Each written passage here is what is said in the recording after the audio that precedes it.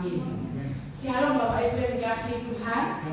Saya tadi melihat, aku di sini kok sepi, apa takut karena sekarang ini sudah COVID lagi ya. Saya punya murid itu juga. Terima kasih sudah ada hadiahnya. Saya punya murid kakeknya meninggal karena transfusi, dan kakak COVID itu masih ada sekarang. Apalagi musim hujan-hujan seperti ini. Tetapi kita percaya bahwa anak-anak Tuhan dapat lindungan dari Tuhan. Sekalipun itu apa ya? Kalau sudah waktunya kita pulang ya pulang. Kalau kita masih mau melayani Tuhan, ayo melayani Tuhan. Saya selalu berdoa. Dulu saya kurus Bapak Ibu Saudara, saya kasihkan dulu sebentar. Saya kurus, orang-orang semua ngomong. Kalau manggil saya, tetangga saya itu Mbak Susan itu jadi mati begitu, katanya gitu. Karena kurus sampai kurus sekali. Tapi saya tetap berdoa. Semakin saya setia kepada Tuhan, semakin saya melayani Tuhan, dan saya dulu itu saat saya sekolah melanjutkan sekolah lagi, kuliah di Solo itu, saya tambah hari tambah gemuk. Mungkin kita berpikir bahwa kalau kuliah itu memeras pikiran, tapi justru Tuhan memberkati karena saya belajar di rumah Tuhan. Itu masih baik sekali.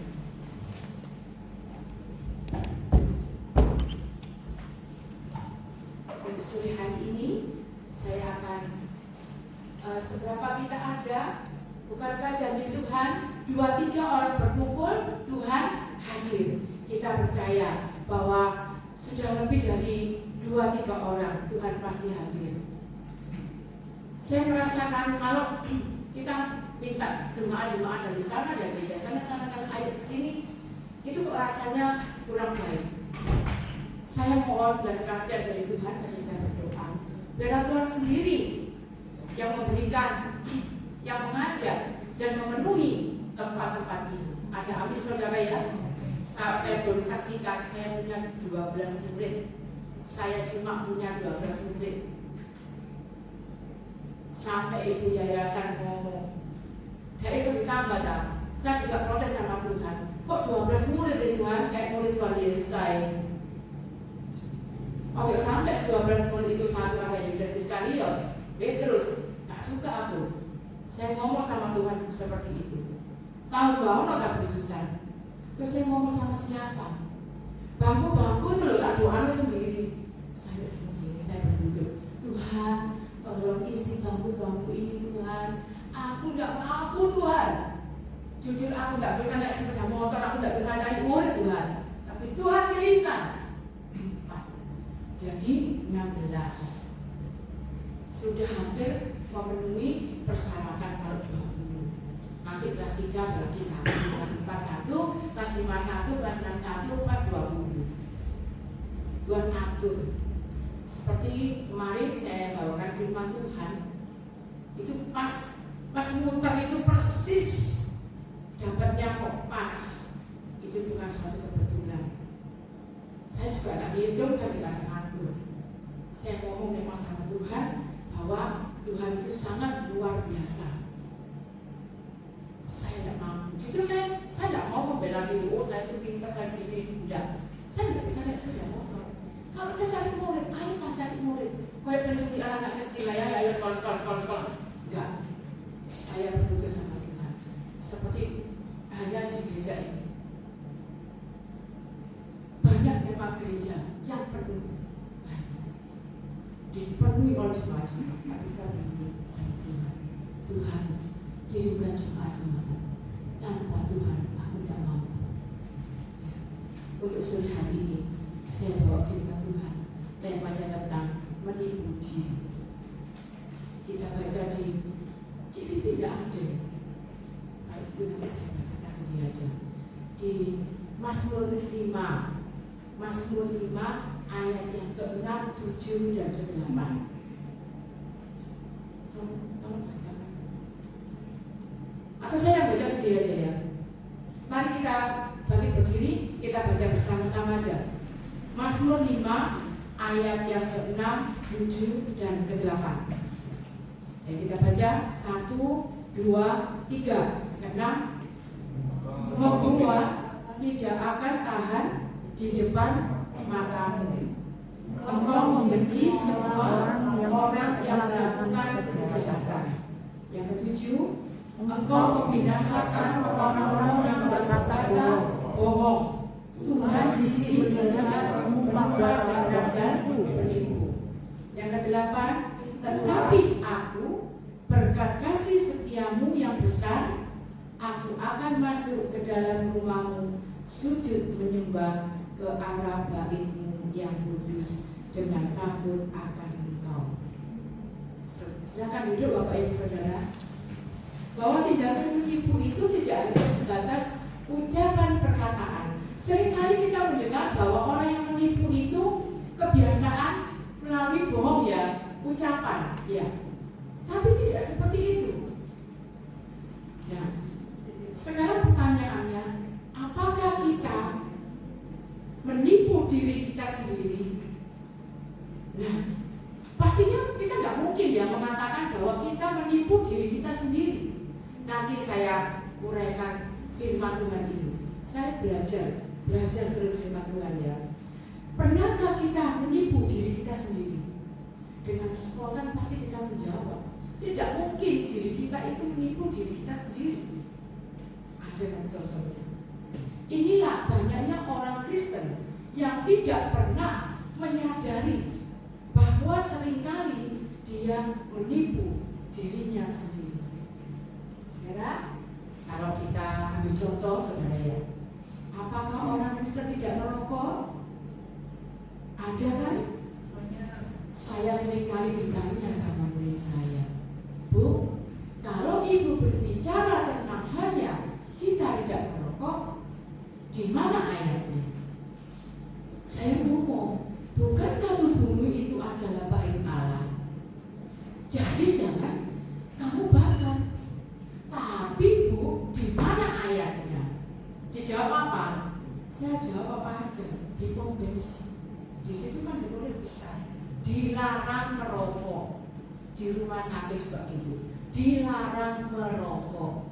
Di jalanan ada gambar, di sini yang lubang di lehernya lubang, dilarang merokok. Nah, salah satu contoh kita menipu diri.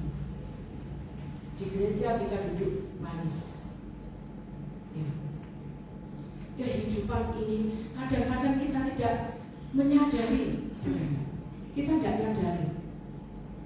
Kita suka bohong. Itu tidak kita sadari.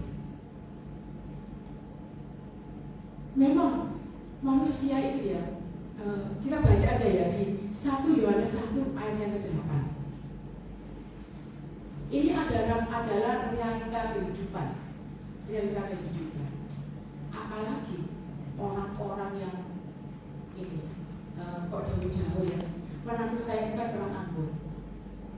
Orang Ambon kalau nggak minum, nggak merokok, itu katanya kurang hangat badannya. Jadi kalau merokok itu sembunyi-sembunyi, nyanyi-nyanyi, WL, suaranya merdu. Tidak usah dilakukan lagi, nggak usah pakai dilatih. Memang suaranya di sana bagus.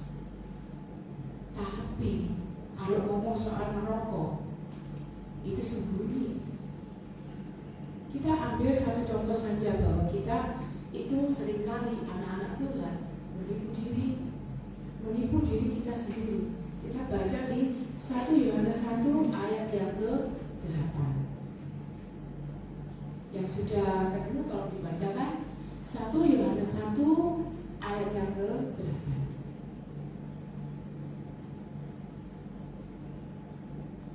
Mungkin suami saya bisa bantu untuk membacakan sambil berdiri. 1 Yohanes 1 ayat 8. Jika kita berkata bahwa kita tidak berdosa, maka kita menipu diri kita sendiri dan kebenaran tidak ada di dalam kita.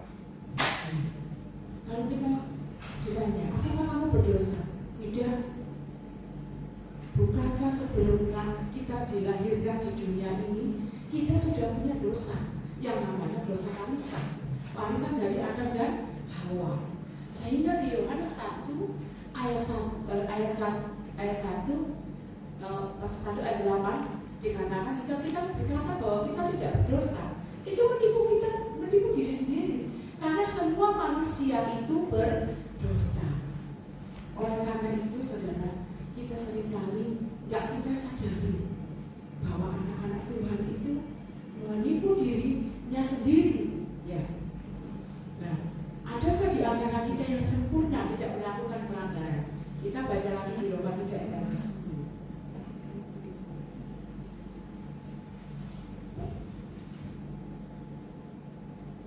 Roma 3 ayat 10. Saya bacakan ya, Roma 3 ayat 10. Seperti ada tertulis, tidak ada yang benar, seorang pun tidak. Maka di dunia ini tidak ada orang yang benar. Siapa di sini yang merasa tidak pernah berbuat dosa? Tolong angkat tangan. Sungguh luar biasa. Saya aja pernah berdosa, saudara, jujur. Saya pernah marah sama Tuhan. Ketika saya terpuruk, ketika saya tidak punya pekerjaan, ketika saya sering sakit, tidak bisa makan, kalau tidak dihimpus, tidak bisa makan saya. Ini sampai dalam saya. Sampai ada bekas himpusan, saya tidak bisa makan. Terasa nasi di depan saya itu saya merasakan kenyang. Bagaimana kalau saya bisa kenyang terus, tapi saya tidak makan? Lama-lama saya mati. Karena itu saya ngomong sama Tuhan, Tuhan, di mana Engkau? Aku loh Tuhan. Loh kalau sudah ngomong aku, itu kesombongan kan? Aku loh Tuhan, sudah melayani Tuhan. Kurang apa sih? Aku loh Tuhan, sudah sekolah loh Tuhan. Aku loh Tuhan, sudah belajar Alkitab Tuhan. Aku itu adalah roh kesombongan. Karena itu saya sempat menangis ketika saya lulus kuliah. Saya sudah diwisuda. Dosen saya ngomong, semua mahasiswa berlutut. Kita semua dosen mendoakan kamu bekerja di ladang Tuhan. Semua berlutut. S1, S2, S3, semua, tidak ada kaya, miskin, semua berlutut. Jika kamu mau melayani Tuhan, tanggalkan semua kedaginganmu. Gak gampang sebenarnya, gak gampang gitu. Saya juga merasakan bersalah sama Tuhan. Saya ngomong, ya karena kalau aku, jangan ngomong aku, itu sudah roh kesombongan itu ada. Karena itu saya sering bilang, Tuhan, tanpa Tuhan aku tidak mampu. Kalau aku berjalan sendiri, aku sering salah Tuhan. Aku ini banyak salahin daripada benerin. Ya. Jadi masih banyak orang Kristen yang merasa dirinya paling benar, paling suci, sehingga mudah menghakimi orang lain. Saya aja ambil contoh dari keluarga saya sendiri. Saya nggak ambil contoh dari orang lain. Saya itu sayang cucu.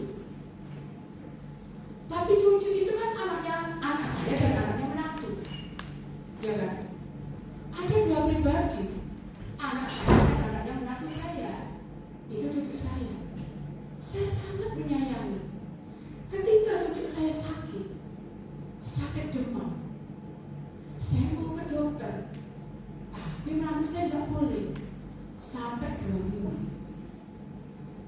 Akhirnya saya ngomong, saking saya jengkel saya ngomong, mamamu meninggal, papamu meninggal, cecemu meninggal, adikmu meninggal. Apa cucuku ini harus meninggal karena kamu? Dia langsung mau, mama pukul, mama mau bunuh. Ya wis bunuh. Saya tidak bercerita tentang orang lain, tentang keluarga saya. Kan orang ini ya, maaf ya, kalau ada mungkin ada orang luar di sini, saya minta maaf ya. Orang luar biasanya bunuh kau, seperti itu kan? Ya biasa bagi orang-orang luar itu biasa seperti itu. Tapi akhirnya pukul. Sampai tekanan darah saya biasanya 90 sampai jadi 130. Saya dipukul suami saya. Ayo aku ke rumah sakit, gak kuat ini kepalaku. Terus langsung di rumah sakit saya diinfus lagi. Tidak tahu diberi vitamin saya supaya saya tenang. Saudara, seringkali kita mau berbuat baik. Nah, dua pribadi ini, anak saya boleh, menantu saya tidak boleh. Akhirnya anak itu sampai sudah lemes. Saya tanya, gimana ini? Wes gak banyak ngomong, cucu saya gendong, saya masukkan di rumah sakit BPJS Tari Bapak lain saja Bu. Dari rumah sakit yang lain, ya sudah kelas 1 isolasi aja, tapi kamar mandinya di luar. Anak saya ngomong, kalau kamar mandinya di luar aku takut, katanya gitu. Ya sudah kalau gitu di kelas 1 sekarang ini musim COVID susah, jadi sudah penuh. Yang ada apa sekarang? Yang ada VIP kalau hotel enak saudara ya. Kalau rumah sakit saya paling tidak suka. Benar saya paling tidak suka. Ya sudah. Berapa? Satu hari 850.000. Bagaimana? Tanda tangan?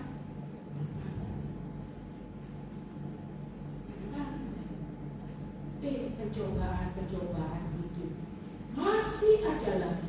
Sudah masuk, anak saya sudah tenang, cucu saya diinfus dari demam 39,2. Kalau sudah masuk rumah sakit kan kita sudah tenang.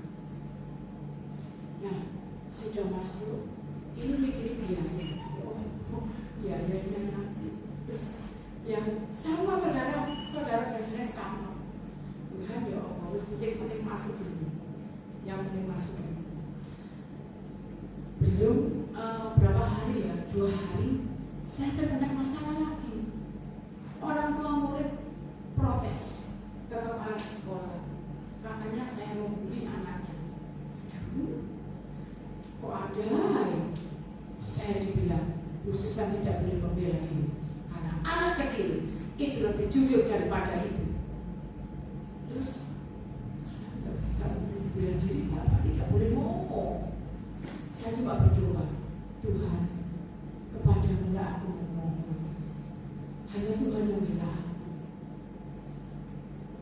Bapak Ibu, ini saya bersaksi di mimbar. Orang tua murid itu kaya raya. Dia bilang, wali kelas ini diganti saja, atau anak saya keluar, karena wali kelas ini telah membuli anak saya. Tidak boleh berteman dengan yang lain. Padahal apa yang saya katakan, anak-anak, untuk sementara ini kalian jangan bermain di rumah-rumah temanmu, karena COVID Omikron XBB ini lagi ada di Surabaya. Penyampaian berbeda. Saya nangis sama Tuhan. Tuhan, inikah proses dari Tuhan buat saya? Gak boleh bela diri berarti gak boleh ngomong. Gak puas toh, aku gak salah kok. Aku cuma ngomong seperti itu kok. Gak puas. Tapi kemarin hari guru tanggal 25, jujur saya lupa. Hari guru tanggal 25, anak itu menulis surat buat saya. Terima kasih Mem, selama ini Mem Susan telah mengajari saya. Saya tak kira-kira atau anak-anak nyanyi itu. Terima kasih Mem Susan. Luar biasa pembelaan dari Tuhan. Saya tidak boleh bela diri. Saya tidak mau. Saya peluk dia. Karena memang saya tidak punya dasar untuk nyakiti anak-anak. Karena Tuhan Yesus juga sayang sama anak-anak. Saya pun juga mengasihi dia. Walaupun dia bukan anak saya, tapi saya punya kewajiban. Itu saya anggap seperti anak saya sendiri ketika di sekolah. Saya mengasihi dia. Saya menyayangi dia. Saya nggak ada maksud untuk membuli, nggak ada. Saya cuma bilang hati-hati, karena batuk itu nggak berhenti-berhenti, saudara. Untuk saat ini, kalau dulu batuk itu diobati sudah sembuh, tapi sekarang ini batuk itu bandel, nggak sembuh-sembuh. Ini saja tadi saya minum obat batuk ya. Nah, seringkali manusia itu menipu dirinya sendiri. Itulah yang dikatakan seperti itu. Orang Kristen sama orang Kristen. Saya sampai ngomong gini, sampai kepala sekolah lagi, finansial itu kurang. Saya ngomong ke atas kepala, sampai kamu marah-marah di kelas. Saya pikir jujur saya, Tuhan, aku menangis di hadapan Tuhan. Tolong Tuhan jangan permalukan aku, jangan hutang di sekolah. Gak mau saya hutang, enggak. Tuhan cukupi dananya. Pas tak kira itu hari Minggu, cucu saya bilang ternyata hari Jumat atau Kamis. Saya telepon sama saya, yo, dokternya sudah bilang anak ini sudah sehat, sudah makan, sudah kuat. Pagi saya bangun, cucu saya bilang, halo, bener ini? Duh, kok sudah bilang halo, padahal ini hari ini nangis sih, apa ini? Dia bilang halo, katanya. Pagi saya disuruh makan soto. Terus saya bilang, hari ini pulang. Kalau kita tidak ada persiapan, belum ada persiapan, pulang. 1 hari 850. Semuanya berapa? Hampir 10 ya? Hampir 10 juta. Hampir 10 juta. Saya izin dari sekolah. Saya mau izin. Saya mau jemput cucu saya. Sudah lunas. Sudah lunas. Sekarang ini menjadi orang cucu saya sudah pulang dan bisa makan. Ini semua adalah kebaikan Tuhan. Karena itu saya takut sama Tuhan. Saya mau melayani Tuhan. Walaupun saya sakit, walaupun badan saya sakit, saya ngomong Tuhan, aku sakit, tapi aku loh nggak mau mengecewakan Tuhan, karena Tuhan itu baik. Mungkin sama manusia buat aku kecewa, sedih, tapi sama Tuhan saya nggak bisa bohong. Saya nggak punya uang, nggak bohong. Tuhan, aku nggak punya uang. Saya ngomong, Tuhan kirimkan berkat, Tuhan cukupi. Tuhan jangan permalukan anakmu.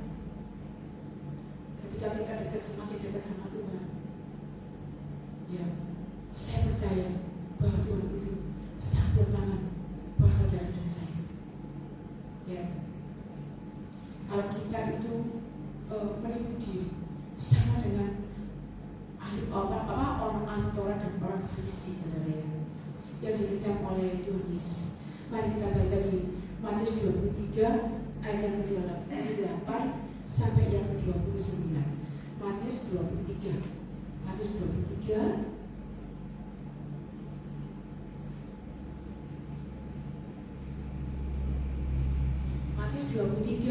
ayat ke-28 saya bacakan.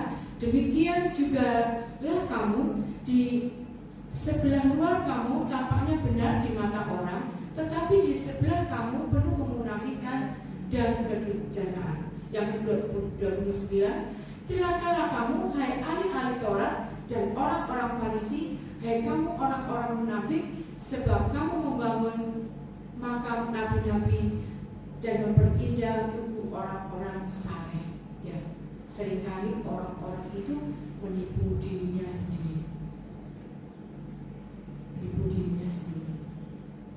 Nah, itu sama dengan orang Farisi dan orang ahli Taurat yang Tuhan tidak suka. Adakah firman Tuhan mengatakan, jika ia katakan iya, jika tidak katakan tidak. Itu kita buka di Matius 5 ayat yang ke-37. Kita belajar untuk tidak berbohong. Ya. Di Matius 5 ayat yang ke-37. Nah, jika ya, tidaklah kamu katakan ya. Jika tidak, tidaklah kamu katakan tidak. Apa yang lebih lebih besar daripada itu berasal dari si jahat. Saudara, kalau saya bertanya, apakah anak kecil itu tidak bisa berbohong? Pada dasarnya anak kecil itu jujur, betul ya? Tapi kalau orang tuanya memberitahu, nah nanti kalau ada orang yang cari mama, bilang gak ada ya. Anak kecilnya nurut. Kalau ada orang yang cari, pasti kan nurut. Mama ada, tidak ada. Apakah anak kecil tidak bisa berbohong? Bisa, bisa.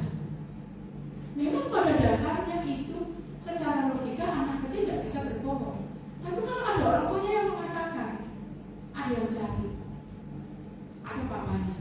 Kalau ada yang cari papa bilang ya, papa lagi pergi. Anak kecilnya ngomong, papanya ada, tidak ada, papaku lagi pergi. Anak kecil itu polos, memang begitu. Tapi anak kecil juga bisa berbohong. Dari siapa? Dari orang tuanya.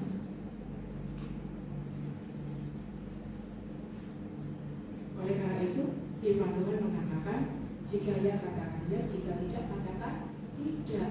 Sudah diajari di firman Tuhan seperti ini. Ya, mari kita jujur dan mengakui segala dosa dan pelanggaran kita di hadapan Tuhan.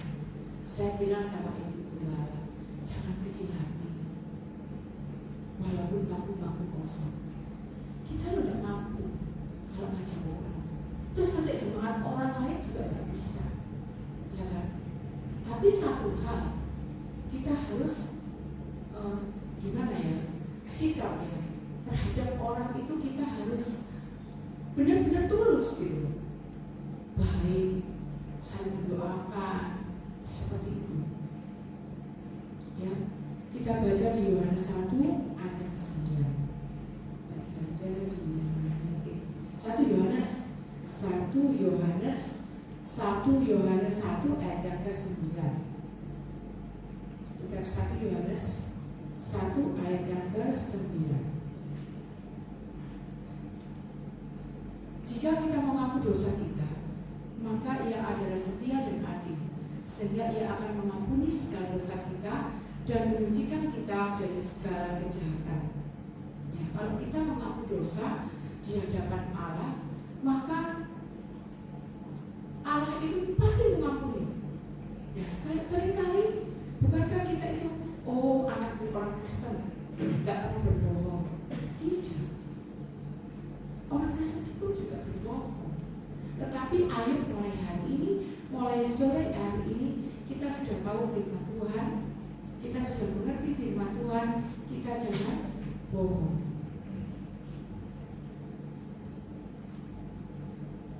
Karena di firman Tuhan tadi sudah dikatakan bahwa di Mazmur yang kelima tadi ayat yang ke-7, engkau membinasakan orang-orang yang berkata bohong. Tuhan jijik melihat penumpang darah dan penipu. Tuhan itu jijik. Dikatakan seperti itu. Bukan saya yang ngomong, tapi Tuhan yang berbicara. Tuhan jijik terhadap penipu dan pembohong. Karena itu sore hari ini, saudara, mari kita belajar untuk tidak jadi menipu diri kita sendiri, pura-pura baik misalnya. Ada yang seperti itu, karena ini akhir zaman, ya. Ada yang pura-pura baik. Orang yang jahat sama kita adalah orang yang terdekat. Menurut saya seperti itu. Orang yang jahatin kita itu adalah orang yang terdekat, bukan orang yang jauh, bukan orang yang terdekat. Saya menjawab seperti ini. Sahabat yang terbaik ketika kita mengalami susah, orang yang setia kepada kita ketika kita mengalami susah, bukan mengalami kenyamanan atau saat kita di zona nyaman, orang itu baik kepada kita. Ketika kita susah, ketika kita mengalami penderitaan, orang itu tetap setia, maka dialah orang yang baik. Dan orang yang cenderung menyakiti kita adalah orang-orang yang terdekat, bukan orang yang jauh. Mengapa begitu? Karena orang yang terdekat itu tahu keadaan diri. Oleh karena itu, firman Tuhan pada sore hari ini, mari kita anak-anak Tuhan belajar untuk tidak menipu diri kita sendiri. Ya, saya pun berusaha untuk berkata jujur kepada Tuhan. Dan saya hati-hati untuk ngomong sama Tuhan. Kalau dulu saya sembarangan ngomong, saya ngamuk sama Tuhan, sekarang saya nggak berani lagi. Karena saya percaya bahwa kepada